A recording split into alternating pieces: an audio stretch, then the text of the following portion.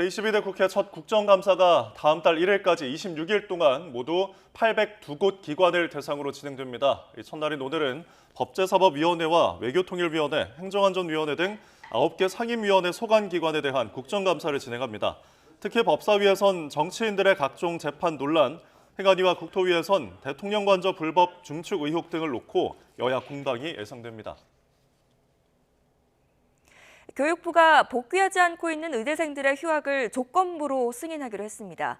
이주호 부총리 겸 교육부 장관은 어제 서울 정부청사에서 열린 브리핑에서 2025학년도 시작에 맞춰 복귀하는 것을 전제로 의대생들의 휴학을 승인하겠다고 밝혔습니다.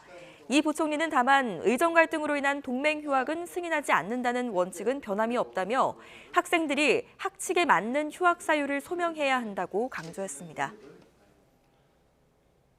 지난 5년 동안 주택 매수자 상위 1,000명이 사들인 주택 수가 4만 2천 채에 달하는 걸로 나타났습니다.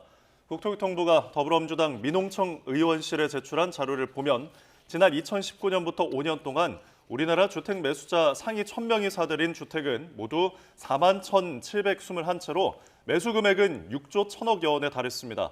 1위 매수자는 지난 5년 동안 1,157억 원으로 주택 793채를 사들였으며 2위 매수자는 710채, 3위 매수자는 693채를 각각 구매한 걸로 파악됐습니다. 어제 낮 12시 45분쯤 강원도 춘천시 동면 품걸리 가리산에서 맹독성 약초 뿌리를 먹은 등산객이 마비 증세를 보이다 구조됐습니다. 5, 60대 3명으로 이뤄진 이들 등산객 가운데 2명은 산에서 투굿꽃 뿌리를 먹은 것으로 알려졌으며 특히 51세 유모 씨는 마비와 호흡곤란, 시력 저하 증세를 보여 항공대 헬기를 통해 인근 병원으로 옮겨졌습니다. 초라고 불리는 투굿꽃 뿌리는 통증과 관련한 약재로 쓰이지만 잘못 복용한다면 호흡곤란과 신경발작 등을 일으키며 조선시대에는 사약 재료로 사용된 맹독성 식물입니다. 이스라엘 남부 베이르셰바에서 현지 시간 6일 총격이 벌어져 사망자가 발생했다고 타임스 오브 이스라엘 등 현지 언론들이 보도를 했습니다.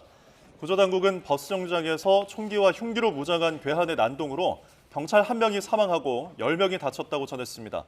이스라엘 경찰은 용의자를 사살했으며 이번 총격을 테러 공격으로 의심한다고 밝혔고 팔레스타인 무장정파 하마스는 이 사건의 배후를 자처했습니다. 이스라엘은 하마스의 기습 1년을 맞아 테러 공격이 발생할 수 있다고 보고 전국에서 경계 태세를 강화했습니다. 지난해 10월 시작된 가자지구 전쟁으로 4만여 명이 숨지고 이 가운데 어린이는 만여 명이 숨진 것으로 파악됐습니다. UN 인도적 지원 조정실과 국제구호단체 옥스팜 등은 가자지구 보건부 집계 결과 전쟁으로 4만 1,825명이 숨졌다고 밝혔습니다. 이 가운데 신원이 확인된 3만 4천여 명 중 3분의 1에 달하는 11,355명이 어린이, 성인 여성은 약 6,300명, 노인은 약 3,000명으로 분석됐습니다.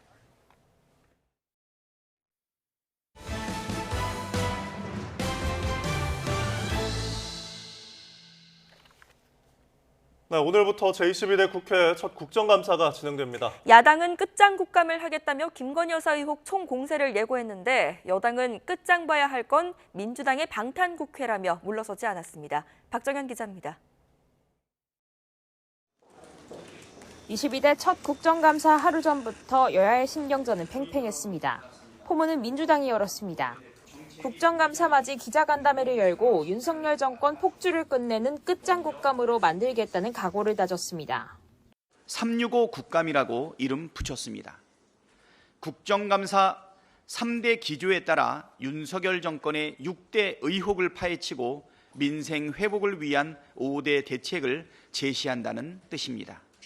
특히 김건희 여사의 총선 공천 개입 등 국정농단 의혹을 집중적으로 파헤친다는 계획인데 김 여사와 모친 최은순 씨 등 증인들의 동행 명령을 포함한 강제 조치도 검토하겠다는 방침을 세웠습니다. 또 지난 4일 부결된 김 여사 특검법을 조속히 재발의하고 대통령 제2요구권 행사에 영향을 받지 않는 상설특검도 병행 추진하겠다고 밝혔습니다. 국민의힘도 기자회견을 열고 끝장 봐야 할 건 민주당의 이재명 대표 방탄국회라고 강하게 반발했습니다.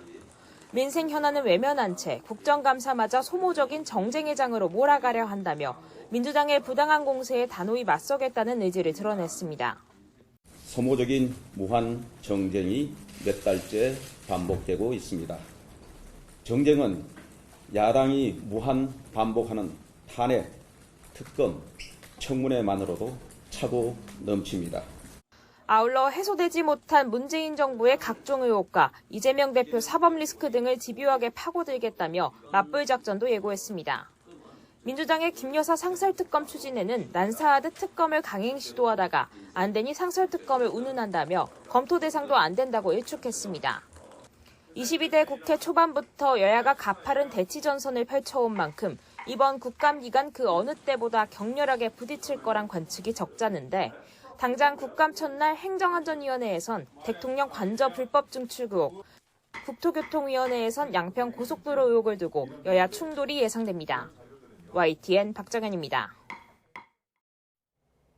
국민의힘 한동훈 대표가 친한계 의원들과 첫 회동에서 단결을 통해 위기를 극복하자고 강조했습니다. 한 대표는 종로구 중식당에서 진행된 만찬 회동에서 민주당이 11월 이재명 대표 1심 판결도 있다 보니 이번 국정감사에서 엄청난 공격을 해올 것이라며 단결하고 지혜를 모아 위기를 극복하자고 말했다고 참석자들이 전했습니다. 특히 참석자들이 김건희 여사 의혹 때문에 걱정된다고 하자 한 대표는 앞으로 뭐가 나올지 모르고 야당 공세가 계속될 텐데 그래도 상황을 잘 보며 대응을 잘하자고 답한 것으로 전해졌습니다. 동남아시아 순방에 나선 윤석열 대통령이 필리핀에서 한국전 참전 기념비 헌화로 첫 일정을 시작했습니다. 윤 대통령은 북한이 미국 등의 관심을 끌기 위해 도발을 감행할 가능성이 크다면서 국제사회가 용인하지 않을 것이라고 밝혔습니다. 필리핀 마닐라에서 신윤정 기자입니다. 아세안, 즉 동남아시아 국가연합 관련 정상회의 참석차 순방에 나선 윤석열 대통령이 부인 김건희 여사와 함께 첫 방문국인 필리핀에 도착했습니다. 우리 정상의 국빈 방문은 지난 2011년 11월 이명박 전 대통령 이후 13년 만입니다. 윤 대통령은 도착 직후 6.25 전쟁 당시 필리핀 파병부대 전사자 110여 명을 추모하기 위해 조성된 한국전 참전 기념비를 찾아 헌화하고 묵념했습니다. 필리핀은 6.25 전쟁에 아시아에서 가장 먼저 가장 많은 규모인 7,400여 명 병력을 파병한 혈맹으로 북한 문제 등에서 공조를 이어가고 있습니다. 1949년 아세안 최초이자 세계에서 5번째로 우리와 수교한 나라입니다. 자유 대한민국을 지키기 위해 함께 싸워준 고마운 친구입니다. 윤 대통령은 순방에 앞서 외신 인터뷰를 통해 북한을 강력 비판하며 경고 메시지를 보냈습니다.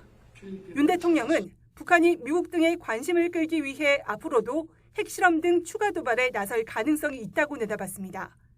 이에 대응해 자체 한미 일체형 확장 억제 능력을 통해 북핵 위협을 원천적으로 무력화할 것이라고 강조했습니다. 이어 북한의 지속적인 오물풍선 도발에 대해서도 국민 안전에 위해가 발생할 경우 북한은 감내하기 어려운 대응에 직면할 것이라고 덧붙였습니다. 윤 대통령은 동포 만찬 간담회 참석으로 첫날 일정을 마무리하고 순방 이틀째 한 필리핀 정상회담과 양해각서 교환식, 비즈니스 포럼 등의 일정을 이어갑니다. 윤 대통령은 이번 필리핀 방문을 통해 무역 투자 확대는 물론 대형 인프라 수주와 에너지, 방산 분야 등의 협력을 강화하기 위해 적극적인 세일즈 외교를 전개할 예정입니다. 마닐라에서 YTN 신윤정입니다.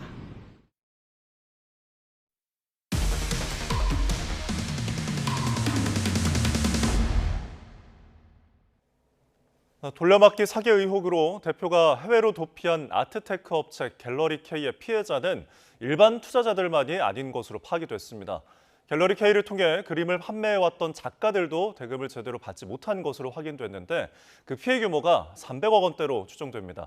일부 작가들은 업체 대표를 사기 혐의로 고소했습니다. 양동훈 기자가 단독 보도합니다.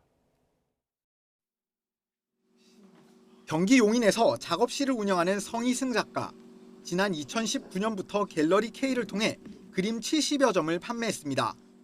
작품 판매 대금은 매달 나눠받기로 했는데 지난해 가을 이후로는 드문드문 들어오더니 7월부터는 아예 지급이 끊겼습니다.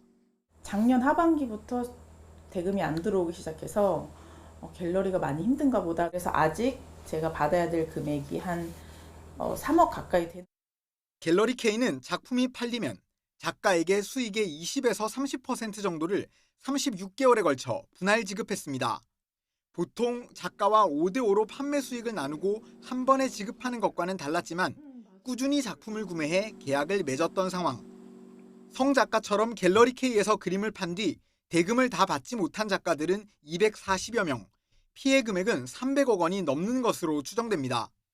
이들은 작품을 활용한 상품, 굿즈 판매 과정에도 문제가 있었다고 지적합니다. 갤러리 K는 작가들의 그림을 이용해 쿠션이나 시계 같은 상품도 만들어 판매한 것으로 확인됐습니다. 계약서에는 매달 순수익금의 일부를 지급한다고 돼 있지만 작가들은 어떤 제품을 얼마나 팔았는지 통보받은 적도 계약대로 수익금을 받은 적도 없다고 말합니다. 하지만 작가들은 평판에 손상이 갈까봐 적극적으로 피해를 호소하기도 쉽지 않습니다. 문제 있는 이상한 갤러리에서 팔리는 그림 그리는 사람이야 이런 식으로 뭔가 불명예스러운 그런 정말 약간 낙인 같은 게 씌워지면 안 되니까. 일부 작가들은 해외로 도주한 갤러리 K 대표 김모 씨 등을 사기 혐의로 경찰에 고소했습니다. YTN 양동훈입니다.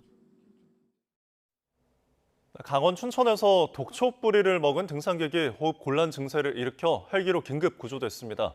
이 등산객이 잘못 먹은 독초는 과거에 이른바 사약 재료로도 쓰였던 맹독성 약초였습니다. 윤태인 기자입니다.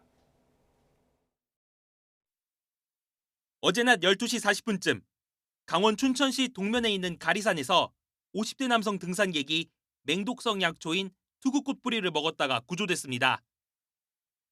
마비와 호흡곤란, 시력 저하 증세를 보인 등산객은 항공대 헬기를 통해 근처 병원으로 옮겨졌습니다. 소방은 투구꽃 뿌리가 과거에 사약 재료로 쓰이기도 했던 맹독성 식물이라고 설명했습니다. 하늘 위로 까만 연기가 치솟고 시뻘건 불길이 도로 위로 일렁입니다. 어제 낮 12시 40분쯤 전북 전주시 원당동에 있는 도로를 달리던 25톤 트럭에 불이 났습니다. 앞쪽에서 이렇게 불이 붙은 것 같아요. 본네트 앞쪽에. 그렇게 화재가 된 건데. 50여 분 만에 불을 끈 소방은 자세한 화재 원인을 조사하고 있습니다. 하얀 SUV 한 대 뒤로 경찰차 2대가 나란히 서 있습니다. SUV 왼쪽 앞부분 부품이 떨어져 나갔을 정도로 심하게 파손됐습니다. 어제 오후 4시 10분쯤 부산 사직동에 있는 시장골목에서 SUV가 전봇대를 들이받은 겁니다. 사고가 난 뒤 운전자는 차량을 두고 달아났는데 경찰이 사고 현장을 정리하는 동안 자신이 운전했다고 주장하는 남성이 나타났습니다. 경찰은 이 남성이 술을 마시진 않았다며 사고 차량 때문에 길이 막혀 시민들이 불편을 겪었다고 설명했습니다. 어제 오후 5시 40분쯤 전북 완주군 삼례읍에 있는 주택창고에서 불이 나 20분 만에 꺼졌습니다. 이 불로 80대 여성이 화상을 입어 병원으로 옮겨졌습니다. 소방은 창고 안에 있던 고추 건조기에서 합선으로 불이 시작한 것으로 보고 있습니다. YTN 윤태인입니다. 전남 순천에서 10대 여성을 살해하고 신상이 공개된 박대성은 소주 4병을 마셔 기억이 잘 나지 않는다고 말했는데요. 그런데 박 씨에 대한 압수수색에서 확인된 소주병은 2병으로 만취 상태에서 범행을 저질렀다는 진술에도 의구심이 커지고 있습니다. 오선열 기자입니다. 길 가던 10대 여성을 흉기로 찔러 살해한 혐의로 검찰에 넘겨진 박대성. 사건 당일 기억이 전혀 없다던 박 씨는 기억이 난다며 말을 바꿨습니다. 기억 전혀 안 나요? 조금씩 나고 있습니다. 범행 동기에 대해 박 씨는 여전히 설명하지 않고 있습니다. 범행 계획하셨습니까? 범행 20분 전쯤 가족의 자살 2심 신고로 박 씨의 식당에 출동한 경찰은 별다른 의심 징후를 발견하지 못했습니다. 하지만 박 씨는 경찰이 떠난 지 10분도 되지 않아 주방에서 흉기를 직접 챙겨 10대 여성을 800m 뒤쫓고 살해했습니다. 뒷면 소리가 나길래 쫓아왔어요. 근데 남자가 오기에서 누르고 있더라고요. 이미 칼을 맞은 거. 박 씨는 만취의 기억이 없다는 입장이지만 진술에 거짓 정황도 포착됐습니다. 소주 4병을 마셨다는 주장과 달리 압수수색에서 확인된 빈병은 2병, 나머지 2병은 막에만 따져 있거나 그대로였습니다. 얘는 내건 같더라고요. 근데 압수수색을 해보니까 가서 보니까 2병은 마셨고 1병은 따져 있고. 경찰은 프로파일링 조사 내용을 토대로 박 씨의 심리적 행동적 특성과 함께 계획 범죄 여부도 살펴보고 있습니다. YTN 오세일입니다. 사건 사고 한 줄 뉴스입니다. 어제 오전 9시 반쯤 전북 진안군 마릉면에 있는 농장 건물에서 30대 네팔 국적의 노동자가 흉기에 찔려 숨진 채 발견돼 경찰이 수사에 나섰습니다. 어제 저녁 7시쯤 울산 남구 울산항 앞 부두에서 필리핀 국적 40대 선원 A씨가 바다에 빠져 숨졌습니다. 해경은 A씨가 일행과 함께 부두를 걷다가 실수로 바다에 빠진 것으로 보고 있습니다. 어젯밤 10시 50분쯤 경기 남양주시 진건읍에 있는 비닐하우스에서 불이 나 비닐하우스 한 동이 모두 탔습니다. 인명피해는 없었습니다. 어제 오전 9시 50분쯤 경기 동두천시 지행역 인근에서 승용차가 도로 연석과 가게를 들이받았지만 사고 당시 가게 안에 사람이 없어 인명피해는 없었습니다. 성매매 업주들이 쓰는 애플리케이션을 이용해 개인정보를 확보한 뒤 남편의 성매매 업소 출입 기록을 몰래 알려주는 대가로 억대 수입을 올린 이른바 유흥탐정이 정보통신망법 위반 혐의로 집행유예를 선고받았습니다. 동료 여경을 성희롱해 파면된 전직 해양경찰관 A씨가 파면 처분을 취소해달라는 소송을 냈지만 패소했습니다. 지난해 7월부터 술을 마시고 운전해 다수의 사상자를 내거나 사고 후 도주를 하는 등 중대 음주운전 사고로 차량 몰수가 선고된 사례가 1년여 만에 100건을 넘었습니다. 재작년 한국산업인력공단의 행정사 시험에서 낙방한 응시자가 이듬해 산업인력공단의 국가자격시험 실시 과정에서 문제가 발생하자 채점 기준이 자의적이었다며 소송을 냈지만 패소했습니다. 지난해 11월부터 올해 7월까지 온라인 안표 거래가 가장 많이 적발된 공연은 가수싸이의 흠뻑쇼가 15건으로 가장 많았습니다. 흠뻑쇼 다음으로는 나훈아 2024 고마웠습니다 라스트 콘서트가 4건, 유나 20주년 콘서트 20과 더보이즈 세컨드 월드 투어 제너레이션 등이 각각 3건으로 나타났습니다. 지금까지 한 줄 뉴스였습니다.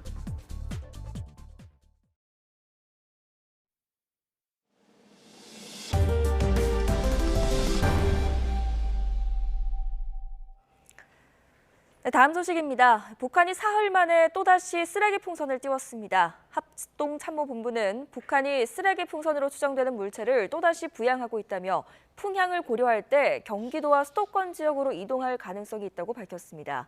이어 낙하물에 주의하고 떨어진 풍선은 만지지 말고 군이나 경찰에 신고해달라고 당부했습니다. 북한의 쓰레기 풍선 살포 재개는 지난 4일 이후 사흘 만으로 올해 들어 총 25차례에 걸쳐 남쪽으로 쓰레기 풍선을 날려보냈습니다. 하마스와의 전쟁 1년을 맞는 이스라엘이 레바논과 가자 지구에 맹렬한 폭격을 이어가며 공세를 늦추지 않고 있습니다. 이스라엘에서는 또 총격 테러가 발생해 1명이 숨지고 10명이 다쳤습니다. 신웅진 기자입니다. 이스라엘군이 공개한 현지 시간 6일 영상입니다. 헤즈볼라 거점으로 지목된 레바논 남부의 건물과 자동차를 거침없이 타격합니다. 수도 베이루트를 향한 공습도 여전합니다. 지난 1년간 하마스 세력을 어느 정도 정리했다고 판단한 이스라엘은 최근 레바논을 맹렬히 치고 있습니다. 레바논 헤즈볼라도 로켓 여러 발을 쐈지만 대부분 이스라엘 북부 요격 시스템에 막혔고 주택 한 채를 파괴했지만 부상자는 없는 것으로 파악됐습니다. לפני שנה אנחנו ספגנו מכה איומה וב-12 החודשים שעברו אנחנו משנים את המציאות מקצה אל קצה. 이스라엘은 가자 지구에도 폭격을 퍼부었습니다. 중부 지역에 있는 알 아크사 순교자 사원이 공습을 받아 21명이 숨졌고 부근의 학교도 폭탄을 맞아 4명이 사망했습니다. 최근 미사일을 발사한 이란에 대해서는 가자 지구나 레바논처럼 될 수 있다며 요아브 갈란트 이스라엘 국방장관이 으름장을 놨습니다. 이스라엘 남부 베에르쉐바의 한 버스 정류장에서는 총과 흉기로 무장한 괴한의 난동으로 19살 여성 경찰관 1명이 숨지고 10명이 다쳤습니다. 용의자는 베두인족 마을 출신의 29살 이스라엘 국적자로 현장에서 사살됐는데 지난 2015년 이 지역에서 총격을 벌인 테러범의 친척인 것으로 전해졌습니다. אני קורא לראש הממשלה להעביר עוד היום את החוק שהצענו לגירוש משפחות מחבלים. אנחנו רואים בסיפור הזה. 이스라엘은 하마스 기습 1년을 맞아 전국 곳곳에서 테러 공격이 발생할 수 있다고 보고 경계 태세를 강화하고 있습니다. YTN 신웅진입니다. 베냐민 네타냐후 이스라엘 총리가 에마뉴엘 마크롱 프랑스 대통령에게 이스라엘에 대한 제재가 이란과 그 대리인들에게 도움이 될 것이라고 말했다고 로이터 통신이 보도했습니다. 이스라엘 총리실은 성명을 통해 네타냐후 총리가 마크롱 대통령에게 이란이 모든 테러 해축을 지원하듯 이스라엘의 친구들도 이스라엘을 지원해야 한다고 강조했다고 전했습니다. 마크롱 대통령은 네타냐후 총리에게 이스라엘 지지 의사를 밝히면서도 이제 휴전할 때가 됐다는 확신을 표명했다고 엘리제공은 밝혔습니다. 이란 혁명수비대 정예 쿠드스군의 에스마일 가니 사령관의 행방이 묘연한 상태라고 미국 일간 뉴욕타임스 등 외신들이 보도했습니다. 앞서 이스라엘과 아랍권 언론이 가니 사령관이 이스라엘의 레바논 베이루트 공습으로 사망했거나 다쳤을 것이라고 보도했습니다. 이란 언론들은 당국자들로부터 가니 사령관의 행방에 대해 명확한 대답을 듣지 못하고 있으며 혁명수비대도 이 사안에 대해 어떠한 성명도 내지 않았습니다. 로이터 통신은 가니 사령관이 최근 베이루트를 방문했으며 헤즈볼라 차기 수장으로 거론되는 하심 사피에딘을 겨냥한 지난 3일 폭격 이후 연락이 두절됐다고 보도했습니다. 이란 당국이 현지 시간으로 6일 밤부터 9시간 동안 일부 공항 운영을 중단한다고 AFP 통신 등이 보도했습니다. 자파르 야제룰루 이란 민간항공기구 대변인은 국영 IRNA 통신에 6일 오후 9시부터 7일 오전 6시까지 일부 공항 항공편이 취소된다고 말했습니다. 공항 운영이 중단되는 시간은 한국 시간으로 7일 새벽 2시 30분부터 오전 11시 30분까지입니다. 월요일 아침 출근길 충청 이남 지방에 가을비가 이어지고 있습니다. 비구름이 동쪽으로 이동하면서 비는 오전이면 대부분 그치겠는데요. 그 사이 예상되는 비의 양은 5에서 10mm로 적겠습니다. 다만 제주도에는 내일 아침까지 최고 30mm의 비가 내리겠습니다. 또 오늘 아침까지 경기와 강원도에는 안개가 짙게 끼겠습니다. 출근길 비와 안개로 인해 가시거리가 짧아질 수 있으니까요. 안전운전 해야겠습니다. 오늘 아침은 어제보다 높은 기온으로 출발하고 있습니다. 현재 서울 기온은 14.2도, 청주 15.8도를 나타내고 있습니다. 한낮에는 중부지방은 어제보다 높겠고 남부지방은 어제와 비슷하거나 조금 낮겠습니다. 오늘 낮 기온은 서울 22도, 대전 21도, 광주 20도가 예상됩니다. 남은 한 주간 내륙은 맑고 일교차 큰 가을 날씨가 이어지겠고요. 동해안과 제주도에는 한글날인 모레까지 비가 오락가락 이어질 전망입니다. 날씨였습니다.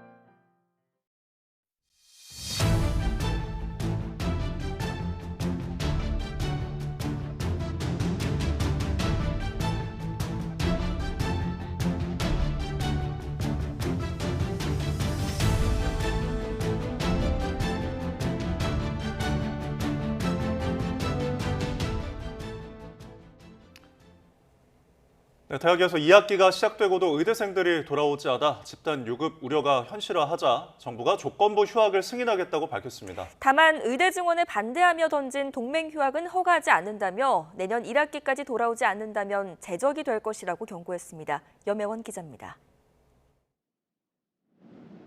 현재 전국 40개 의대의 2학기 출석률은 2.8%에 불과합니다. 정부가 유급 기준을 학년 말까지로 미루며 복귀를 독려했지만 의대생들은 꿈쩍도 하지 않고 있는 겁니다. 결국 대규모 유급 사태를 목전에 두고 교육부는 또 다른 카드를 꺼내들었습니다. 내년 1학기 복귀를 조건으로 의대생들의 휴학을 승인하기로 했습니다. 단 의대 증원에 대한 반발로 던진 동맹 휴학은 여전히 허가하지 않습니다. 교육부는 의대생들이 이미 제출한 휴학원은 동맹 휴학으로 판단하고 있습니다. 때문에 휴학을 원하는 학생은 학칙에 맞게 사유를 다시 증빙해야 합니다. 교육부는 또 약속한 시점인 내년 1학기에 돌아오지 않으면 유급이나 재적 처리할 거라고 경고했습니다. 휴학 의사가 있는 학생에 대해서는 기존에 제출한 휴학원을 정정하는 등 별도 절차를 통해 동맹 휴학의 의사가 없음을 명확히 확인해 주시기 바랍니다. 하지만 의대 증원 백지화를 주장하며 어떤 회유책에도 움직이지 않았던 의대생들이 얼마나 응할지는 미지수입니다. 이번에도 아무 반응을 내놓지 않을 경우 올해 말이 지나야 집단 유급으로 치달을지 휴학으로 한 고비를 넘길지 알 수 있습니다. 8,000명 중에서 실제로는 대다수의 학생들이 현재 휴학을 냈기 때문에 상당히 오랜 시간이 걸릴 거라고 보고요. 전체적으로 모든 것들이 마무리돼서 정리된다면 결국은 학년도 말 정도 돼야지 이런 유급 제적에 관련된 부분들을 판단할 수 있지 않겠나. 휴학을 승인한 대학은 휴학생 규모 등을 고려한 내년도 교육계획안을 교육부에 제출해야 합니다.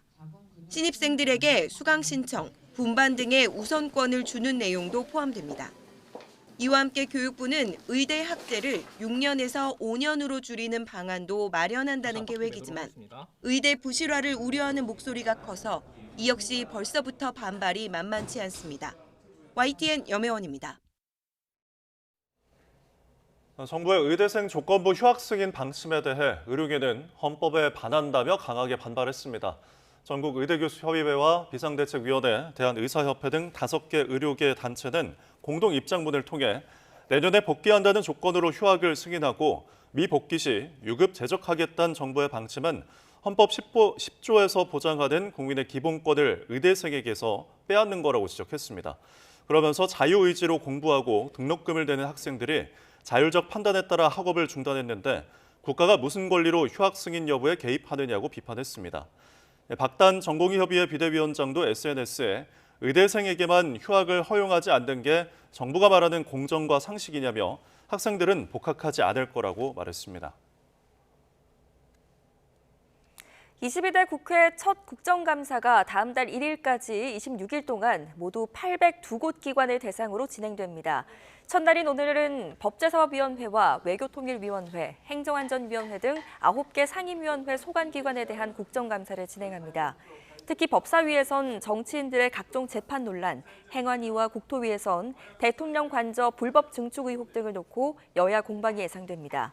앞서 민주당은 이번 국감 기간 윤석열 정권의 무능과 무대책, 김건희 여사 국정농단 의혹의 실체를 파헤쳐 진상을 규명하고 책임을 묻겠다며 이른바 끝장 국감을 예고했습니다.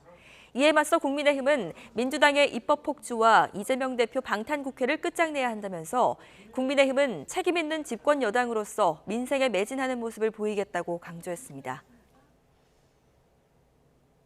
음주운전으로 경찰에 입건된 문재인 전 대통령의 딸 다혜 씨의 동선 일부가 CCTV를 통해 확인됐습니다. 식당에서 나와 비틀거리며 차에 오른 문 씨는 400m 넘게 운전을 하다가 사고를 냈는데 경찰은 조만간 문 씨를 불러서 조사할 계획입니다. 임혜진 기자가 취재했습니다.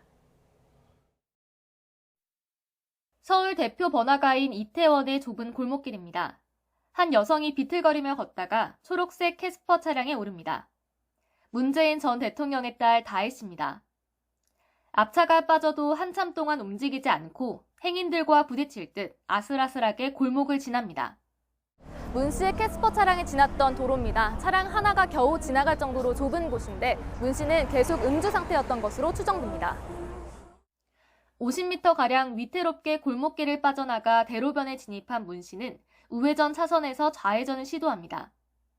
교차로 한복판에서 우왕좌왕하던 문 씨는 다시 방향을 틀어 달립니다. CCTV로 확인된 것만 해도 400m가 넘습니다. 이후 차선을 변경하려던 문 씨는 택시와 부딪히는 사고를 냈습니다. 면허 취소 수준의 만취 상태였습니다.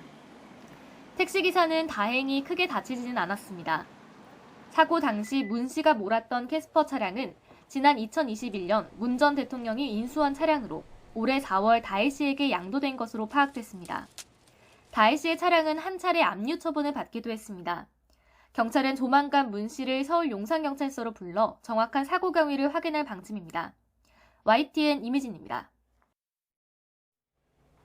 문 전 대통령의 딸 다혜 씨의 음주운전 사고에 국민의힘은 민주당 이재명 대표의 음주 전과까지 재소환하며 일제히 비판 발언을 쏟아냈습니다. 민주당은 해선 안 되는 일이라는 짧은 입장만 내놨습니다. 안윤학 기자입니다. 국민의힘은 문다혜 씨의 음주운전 사고 소식에 지난 2018년 문재인 당시 대통령의 발언을 끄집어냈습니다. 당시 음주 사고가 잇따르자 초범이라도 처벌을 강화하라고 지시하며 한 말이었습니다. 음주운전 사고는 실수가 아니라 살인 행위가 되기도 하고 다른 사람의 삶을 완전히 무너뜨리는 행위가 되기도 합니다. 김장겸 의원은 아무리 아버지 말씀이 개변이 많더라도 들을 건 들어야 한다. 검찰 수사에 참지 않겠다더니 드디어 행동을 개시했다고 비꼬았습니다. 당 공식 논평에선 이재명 대표가 음주운전 전과자라 그 정도는 괜찮다고 생각하는 것이냐며 민주당이 어색한 침묵을 지키고 있다고 비판했습니다. 민주당의 사실은 전매 특허인데 내로남불 좀 그만했으면 좋겠습니다. 이재명 대표께서 공식 입장 한번 내주시면 우리 국민들께서 민주당의 진정성을 이해하지 않을까. 민주당은 당혹스러운 표정을 감추지 못하고 있습니다. 국정감사를 하루 앞두고 진행된 원내대표 기자간담회에서 관련 질문이 나오자 해선 안 되는 일이라는 짧은 답변만 내놨습니다. 음주운전에 대한 당의 입장 다른 게 있을 수 있을까요? 음주운전 해서는 안 되는 일이죠. 민주당은 예상치 못한 돌발 변수에 여론 추이를 예의주시하고 있습니다. YTN 안윤학입니다. 서울시 교육감 후보 가운데 보수 단일 후보인 조전혁 후보만 TV토론회에 초청된 것에 반발해 진보 단일 후보인 정근식 후보가 보이콧을 선언했습니다. 정 후보 측은 어제 오후 서울시 선관위 주최로 KBS에서 진행되는 조 후보 단독 대담에 반발해 이후 진행되는 초청 외 후보 토론회에 참석하지 않겠다고 밝혔습니다. 선관위 주간 대담에 초청이 되려면 언론기관이 시행해 공표한 여론조사 결과 평균 지지율이 5% 이상이거나 최근 4년 이내 선거 득표율이 10% 이상이어야 합니다.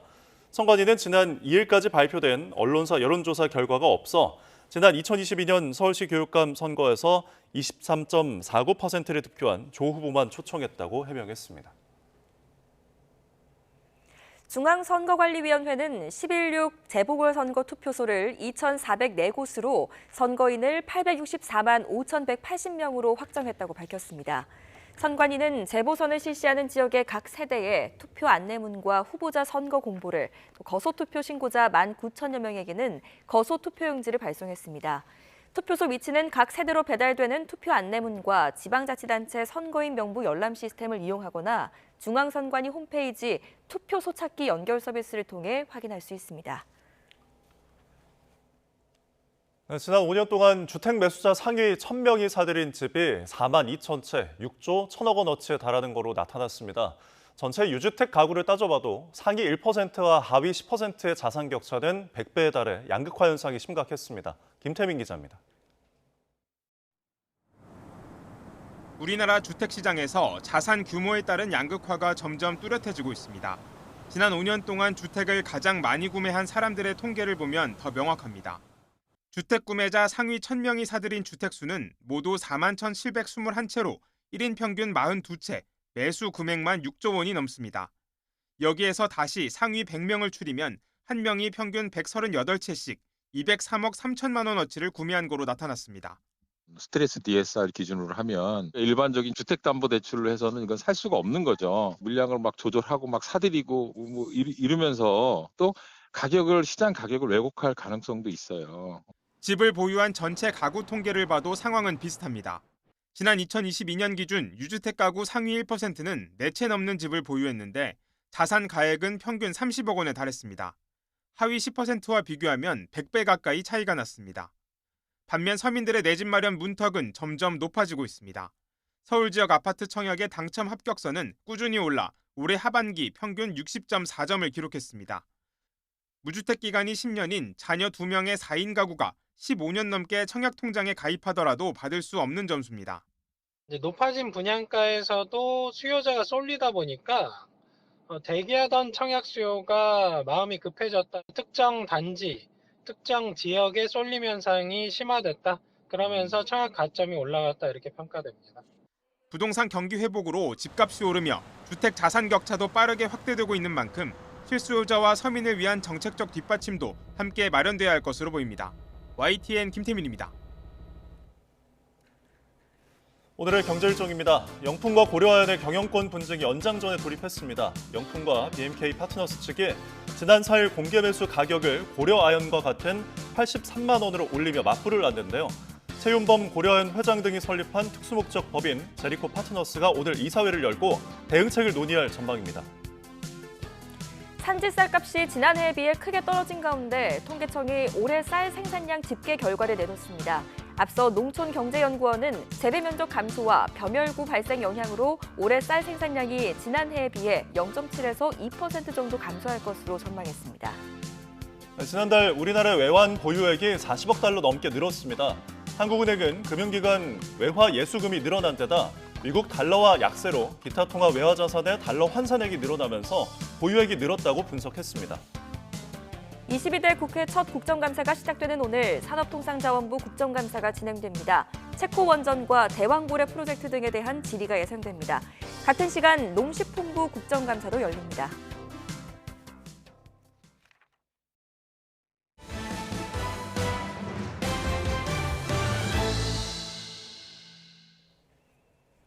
김정은 북한 국무위원장이 포병 학교를 찾아 실사격 훈련을 현지 지도했다고 조선중앙통신이 보도했습니다. 지난달 초에 이어 한 달 만에 다시 포병 학교를 찾은 건데 이런 가운데 최고인민회의를 앞두고 헌법에 영토 조항을 신설하려는 것과도 관련이 있다는 분석이 나옵니다. 홍선기 기자입니다. 김정은 북한 국무위원장이 군인들에 둘러싸여 환하게 웃고 있습니다. 김 위원장이 찾은 곳은 오진우 포병 종합군관학교로 지난달 초에 이어 한 달 만에 두 번째 방문입니다. 조선중앙통신은 김 위원장이 실탄 사격 훈련을 현지 지도했다며 지난달 시찰 당시 졸업생 실탄 사격을 보겠다는 약속을 지킨 것이라고 보도했습니다. 김정은 동지께서는 다음 시대에서 포사격 진행 계획과 가상 전투 정황에 따르는 군관학교 교장의 결심 보고를 청취하시고 사격 훈련을 보셨습니다. 전문가들은 사진 속 김 위원장 뒤로 보이는 포는 152mm 국산포로 추정했습니다. 국산포는 곡사포의 지상 견인형 무기로 서해 NLL과 수도권을 위협하는 장사정포의 일종입니다. 이를 두고 북한이 영토와 영해, 영공조항을 헌법에 신설하려는 움직임과도 연관이 있다는 분석이 나오고 있습니다. 해당 포사격 부대가 주로 우리의 서해 최북단 지역 인근에 배치돼 있기 때문입니다. 해군력은 절대적으로 열세기 때문에 아마 저런 형태, 포를 이용해서 NLL을 쏜다든지 아니면 GPS 교란한다든지 회색지도 도발한다든지 이런 형태로 어쨌든 자기들이 그어놓은 해상 국경선을 강조하려는 모종 행동은 도발을 할 가능성이 매우 높아요. 앞서 김정은 위원장은 지난 1월 시정연설에서 개헌을 예고하면서 영토 침범은 전쟁 도발이라고 경고하기도 했습니다. 불법 무법의 북방 한계선을 비롯한 그 어떤 경계선도 허용될 수 없으며 대한민국이 우리의 영토, 영공, 영해를 0.001mm라도 침범한다면 그것은 곧 전쟁 도발로 간주될 것입니다. 북한이 영토 조항을 헌법에 신설하고 나면 이를 바탕으로 한 침범 논란과 이로 인한 군사적 긴장도 커질 수밖에 없어 보입니다. YTN 홍선기입니다. 북중수교 75주년을 맞아 10년 전에 완공된 신압록강 대교가 개통될 것이라는 보도가 잇따랐죠. 추측이 빗나갔을 뿐 아니라 중국 당국이 현판까지 철거한 사실이 YTN 취재로 확인됐습니다. 중국 단둥에서 강정규 특파원의 현장 보도입니다. 중국 당국이 22억 위안을 투입해 건설한 신압록강 대교입니다. 지난 2014년에 완공됐는데 10년째 개통하지 못하고 있습니다. 북중수교 75주년을 기념해 개통 행사가 열릴 거라는 국내외 보도가 잇따랐지만 보시는 것처럼 빗나갔습니다. 최근 북중 이상기류 속에 개통은커녕 현판마저 철거한 모습이 YTN 카메라에 잡혔습니다. 사장교 기둥 꼭대기에 한자로 중조 압록강 대교란 7글자가 걸려 있었는데 얼마 전 떼버린 겁니다. 那你注意到没有这个？这个给取掉了。哦，什么时候去掉？有1个月差不多。1个月。啊，也就是20来天这个样子。 현지인들은 오는 12월 1일을 개통 날짜로 꼽았지만 이마저도 믿기 어려운 상황입니다. 12月1号，不知道是真假的，但是有那通告的呢。去年、前年都说，5月6号，几月几号，是那个中央还来人，要剪彩，但是也没来。 수교 75주년 당일인 어제 시진핑 주석과 김정은 위원장이 의례적인 축전을 교환했을 뿐입니다. 올해 역대 두 번째로 지정된 북중 우호의회 폐막식마저 감감무소식입니다. 지난 4월 평양에서 열린 개막식엔 중국 권력 서열 3위인 자오러지 전인대 상무위원장이 참석했습니다. 관례상 베이징에서 열릴 폐막식엔 상대역인 최룡해 최고인민회의 상임위원장이 답방할 차례입니다. 하지만 북한에선 오늘 최고인민회의가 열리고 오는 10일 노동당 창건일도 잡혀 있습니다. 중국 국경절 연휴와도 겹칩니다. 10월 중순 이후를 지켜봐야 한다는 말이 나오는 이유입니다. 아직은 굳게 닫혀있는 신압록강 대교 앞에서 YTN 강정규입니다. 조 바이든 미국 대통령이 중국의 국경절을 맞아 시진핑 중국 국가주석에게 축하 메시지를 보냈다고 중국 외교부가 밝혔습니다. 중국 외교부 대변인은 최근 바이든 대통령이 시 주석에게 전보를 보내 중국 건국 75주년을 축하했다고 밝혔습니다. 바이든 대통령은 축전에서 미국 국민을 대표해 중국 국민에게 축하의 뜻을 표했다고 대변인이 전했습니다.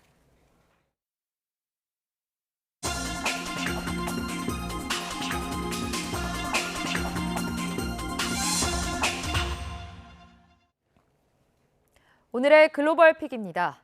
지금도 가자지구와 레바논에서는 폭격과 총성을 피해 집을 떠나는 피난민 행렬이 이어지고 있습니다. 살아남기는 했지만 정든 삶의 터전으로 다시 돌아갈 수 있을지 기약 없는 미래가 이들 앞에 놓여 있습니다. 이경아 기자가 전해드립니다. 수레에 세간살이를 빼곡히 싣고 마을을 빠져나가는 가족들. 아이까지 힘겹게 짐을 지고 떠납니다. 이스라엘이 가자지구 북부에서 모두 떠나라고 경고한 뒤 집을 나선 겁니다. 폭격이 끊이지 않는 이곳에서 피라는 어느덧 일상이 됐습니다. من 7 أكتوبر ليومنا هذا 12 مرة، هاي المرة ال 12 أنا بطلع فيها أنا وأولادي 8 أنفار بنتشنطط زي هيك بنترمى بالشوارع ما عارفين وين بدنا نروح. لوقت ايش؟ فيش بنية تحتية، فيش نار، في مجاعة، في قتل، احنا مع السلام، احنا بنقول للعالم انظروا إلنا بالرحمة. 이스라엘과 지상전이 시작된 레바논에서도 탈출 행렬이 이어지고 있습니다. 배를 타고 튀르키예에 도착한 사람들은 비로소 안도합니다. Tripoli tarafından gittik. Bir hafta beklettik. Gemi geldi. Sonra burası çok şükür. 팔레스타인과 레바논에서 피란길에 오른 사람들은 약 240만 명으로 추산됩니다. 살아남기는 했지만 전쟁의 상흔은 이들의 뇌리에서 떠나지 않습니다. We have also worked with WHO in providing trauma kits for people that are either injured or have gone through a lot of psychological pressure, especially children. 전 세계가 휴전을 촉구하고 있지만 총성은 멈출 기미를 보이지 않고 있습니다. 누구도 원치 않은 피란의 삶도 속절없이 이어질 뿐입니다. YTN 이경아입니다. 미 공화당 대선 후보 도널드 트럼프 전 대통령 지지를 선언했던 미국 실리콘밸리 대표 벤처 투자 회사의 공동 설립자 벤 호로위츠가 석 달도 안 돼서 입장을 바꿨습니다. 카멀라 해리스 부통령의 대선 캠페인을 지원하기 위해 상당 규모 기부금을 내겠다고 밝혔다고 파이낸셜 타임즈가 보도했습니다. 호로위츠는 해리스 부통령을 10년 넘게 알고 지냈으며 우리 부부의 좋은 친구라며 기부 배경을 밝혔습니다. 트럼프 전 미국 대통령의 맞사위 제러드 쿠슈너가 유럽 발칸반도에서 초호화 리조트를 추진하는 것으로 확인됐습니다. 쿠슈너가 이끄는 사모펀드가 알바니와 세르비아에 10억 달러, 우리 돈으로 1조 3,500억 원을 들여 초호화 리조트를 세우기로 했다고 월스트리트 저널이 보도했습니다. 최근 홍수로 큰 피해를 입은 태국 북부 유명 관광지 치앙마이 인근에서 코끼리를 동원한 구호 활동이 펼쳐졌습니다.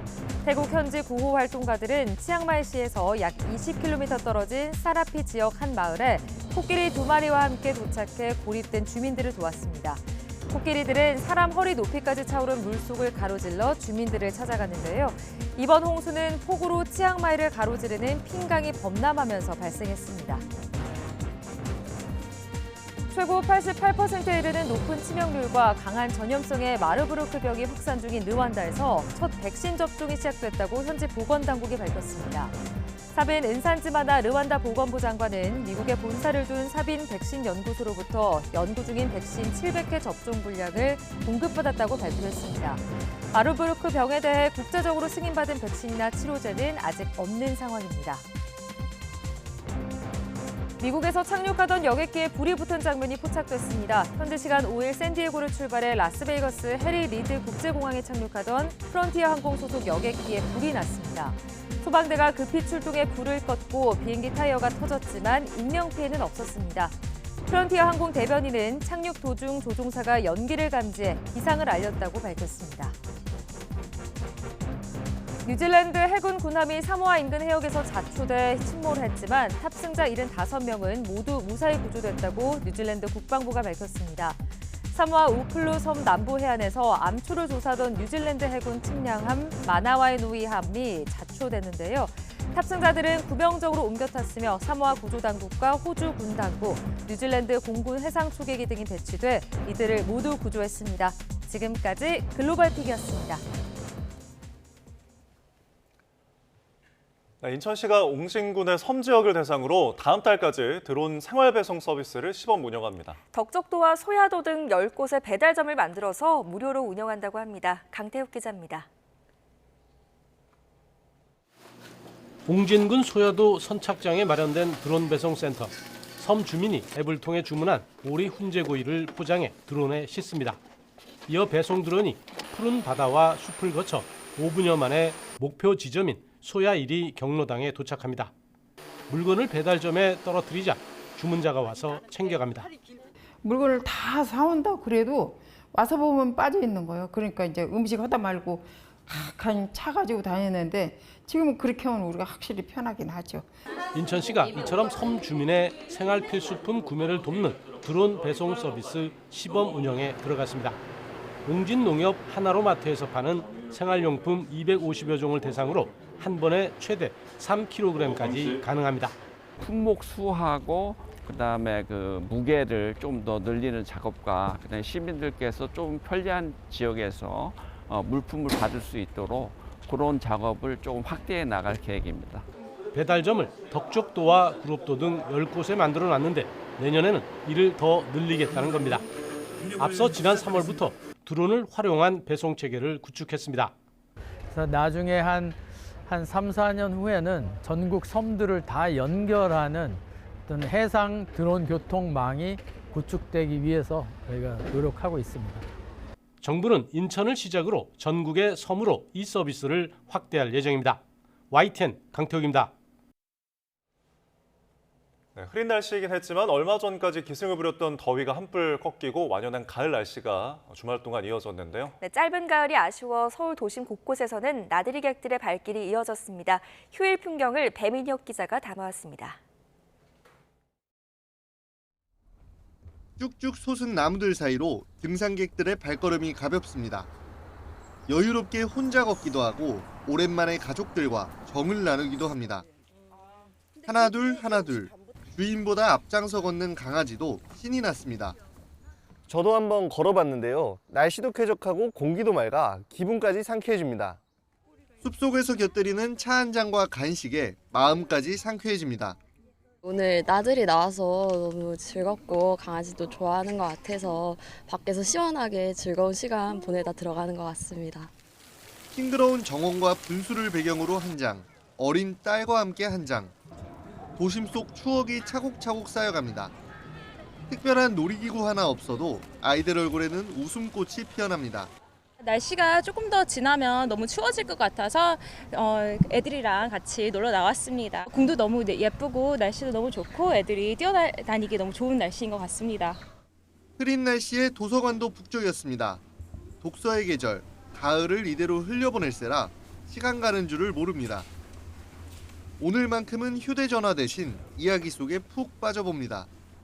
가을이고 해서 아이랑 도서관 나들이 왔는데 좋은 책도 너무 많고 아이랑 같이 이렇게 즐거운 시간 보내니까 삶도 더 여유로워지고 좋은 것 같습니다. 책을 읽으니까 마음이 편안해집니다. 유난히 더웠던 여름을 보내고 성큼 다가온 가을이 한껏 무르익는 하루였습니다. YTN 배민혁입니다.